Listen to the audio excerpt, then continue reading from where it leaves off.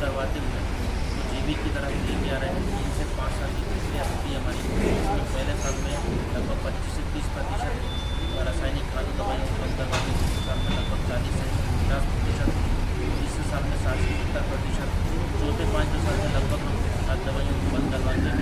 पूरी तरह जैविक की तरफ ध्यान लाते हैं। इसमें हमारे सभी प्रोडक्ट सहयोग करते हैं। DAP, यूरिया, कीटनाशक दवाइयों का या फंगीसाइड के विकल्प हमारे पास में जैविक उपलब्ध हैं। किसान भाई अगर जुटते हैं तो उनको लगातार इसके फायदे होते रहेंगे। और इसमें जो युवा वर्ग है या ऐसे लोग जो अच्छा रोजगार की तलाश में है, इसके माध्यम से लोग रोजगार भी दे रहे हैं। तो अपने क्षेत्र में इसका रोजगार करके कम से कम 15 से 30 हज़ार रुपये की मासिक आय ले सकते हैं। उसमें पूरा सहयोग हमारा रहता है। ट्रेनिंग के माध्यम से हम उनको लगातार सिखाते हैं। किसान भाइयों को भी तकनीकी तरीके से खेती कैसे करें उसके बारे में हम जानकारियाँ देते हैं। इसमें हम हमेशा उनको प्रशिक्षण देते रहते हैं। और भी सभी टीम हमारे साथ में मौजूद है। तुलसी मीना जी, कपल चौकसे जी हैं, महेश सेन जी हैं, माखन मीना जी हैं, सुनील मीना जी हैं, उस्मान खान जी हैं, मिस्टर संदीप सालवे जी हैं। तो सभी लोग यहाँ पे हैं। तो इसी प्रयास में पूरी टीम हमारी काम कर रही है। इसमें अस्मा जी एक संस्था NGO को चलाती हैं और किसानों के लिए इस तरह के प्रोग्राम ऑर्गेनाइज करते हैं। थोड़ा सा नमस्कार, मेरा नाम अस्मा खान है।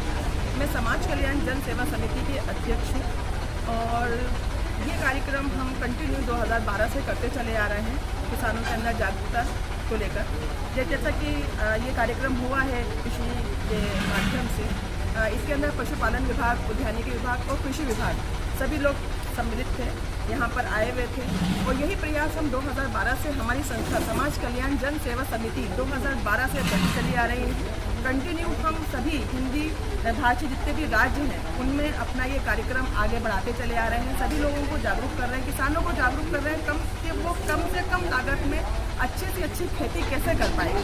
और ये सारे प्रयास हमारे संस्था के सचिव महोदय जी संदीप सालवे जी हैं, ये कंटिन्यू उन लोगों के पास जाकर गांव-गांव जाकर उन सब में ये जागरूकता फैला रहे हैं। कैसे कर रहे हैं, किस माध्यम से कर रहे हैं, आगे की डिटेल। मैं संदीप सालवे, समाज कल्याण जन सेवा समिति भोपाल मध्य प्रदेश से। सचिव महोदय सफलतापूर्वक 2012 से NGO के माध्यम से किसानों के साथ साथ हम सफलतापूर्वक काम कर रहे हैं। और जैसा कि सर आपने बताया कि रोज़गार की यहाँ क्या उपलब्धता है, तो मैं आपको बता दूँ कि अस्मा जी जानकारी दे दी आपको।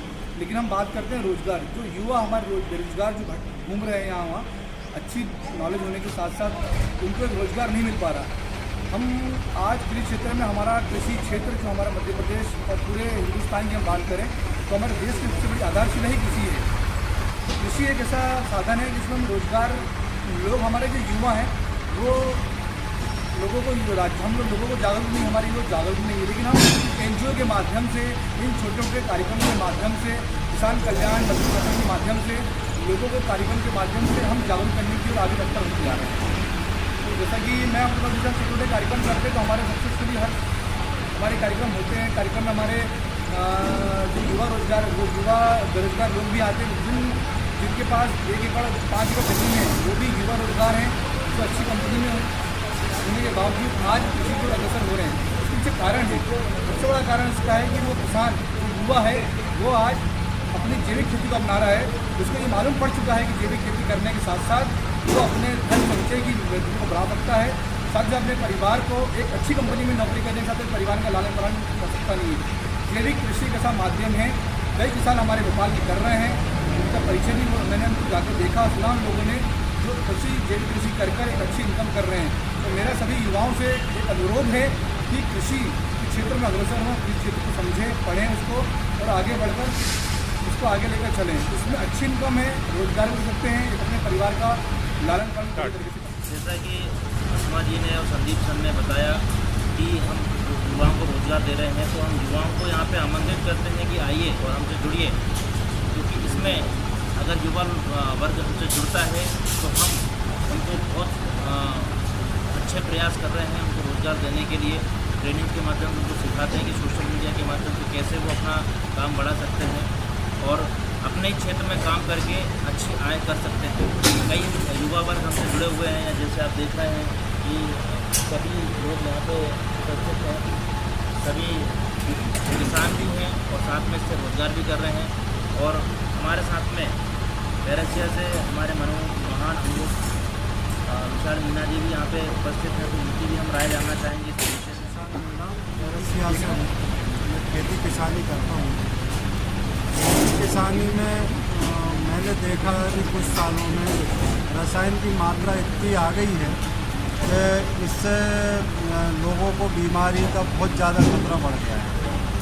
अब इसके लिए हम किसानों को, मैं किसान हूँ, साथ में मेरा कोई बिजनेस धंधा नहीं किसानी के अलावा, लेकिन अब जैविक खेती एक माध्यम किसान के लिए मेरा संदेश है कि जैविक खेती ही करें, क्योंकि जैविक खेती कोई नई चीज़ नहीं है। जैविक खेती परंपरागत खेती जो हमारे बुजुर्ग करते थे। आजकल रसायन बेचने वाली कंपनियों ने हमें अंधाधुंध रसायन बेच के और हमारे स्वास्थ्य के लिए खिलवाड़ जो खड़ा कर दिया है, उससे बचने के लिए हमें जैविक खेती तो करना ही चाहिए। लेकिन जैविक खेती तो परंपरागत खेती है, उसमें तो कोई ज़रूरत नहीं है। लेकिन फिर भी आज के दौर में जो उत्पादन का कंपटीशन है, उसमें कोई उपाय हम किसानों को नहीं मिल पा रहा था अभी तक।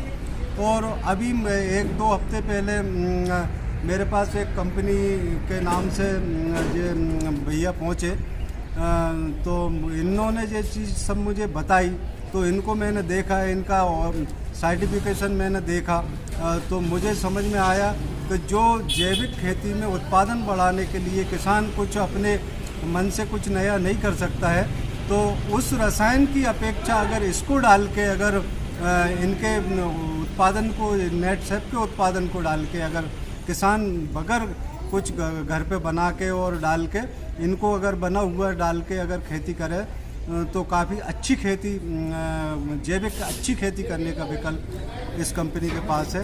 और धन्यवाद। मैं तो जैविक खेती करने की ही सलाह सभी किसानों को दूंगा, और उसके लिए विकल्प हमें मिल गया है, तो उससे हम जुड़े हैं।